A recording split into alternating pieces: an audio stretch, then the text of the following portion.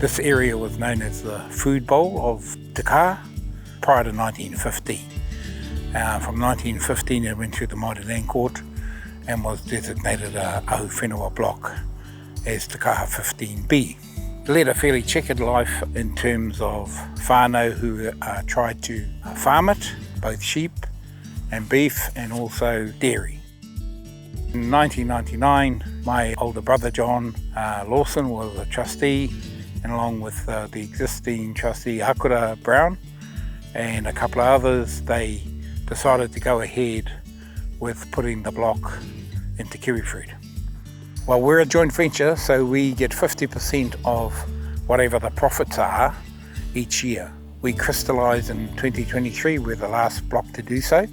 What that means is that we will pay off our debt and all the block will return to us and all the orchards will be ours. The journey began in 1999 really, and that was the result of my mum and her sisters at the time were wanting to come to this meeting that was being held in Te Kaha. So the lease that they had with this gentleman wasn't very advantageous to the shareholders. Our people, which is of my mum's generation, did not actually understand leases, and certainly the 99-year lease. See, they were thinking from a kaitiaki perspective, not from an ownership perspective. Yeah. So they were, as far as they were concerned, they just gave it to the, to the Pākehā to use it, and then he was going to give it back. So what they recognised was that they did have to buy the lease back. The orchard is 7.98 hectare in area. It consists of gold kiwifruit, and it's broken down into 12 blocks. Over the years, we've probably averaged 15 to 16,000 trays a hectare. This year we're projecting somewhere in the vicinity of 16 and 17,000 trays a hectare. So if we average, say, 16,000 trays a hectare, generally it's around about the $10 a tray mark. If we were to get $10 a tray, the math says that we'd get $160,000 per hectare. So COVID-19 changed everything for us. It was more about the community. There was a risk of death around for our people, and so we had to make sure we put the protocols in place to protect the community.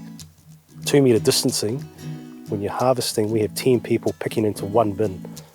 So we had to change our systems to make sure that they stayed within that 2 metre distancing rule. And that was really difficult, and it took a long time to enforce, and it slowed everything up. I'm the operations manager for Te Kaha Gold Spraying.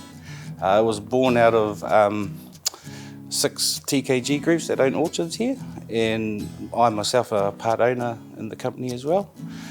We got going 2012-2013 season, looking after orchards around here in Te Kaha.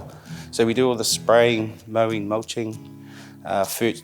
In the last 5-6 years, we've added the field staff into the business as well. So when we first started, we had 4 staff just doing the spraying. And then after that, we expanded and we added a field component to the company. Now in 2020, I have 20 staff. Originally, the nursery was designed to hold 20,000 plants in ground, but we quickly realised that was not going to be a viable thing going forward. So I changed it to containerised, and now we have about 55,000 all under an irrigation dripper system.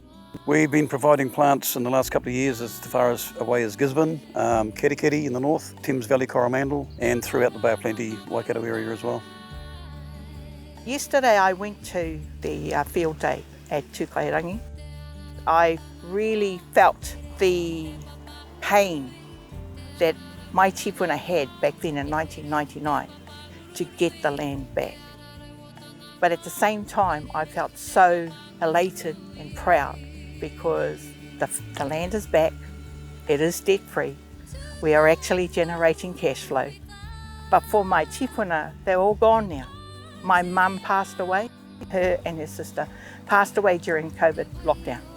And sitting at the table with the other finalists, we were all of the same view. So proud of us as people, Māori people in business, The fact that we have been resilient and we're survivors. We're surviving to thrive despite the challenges and the obstacles.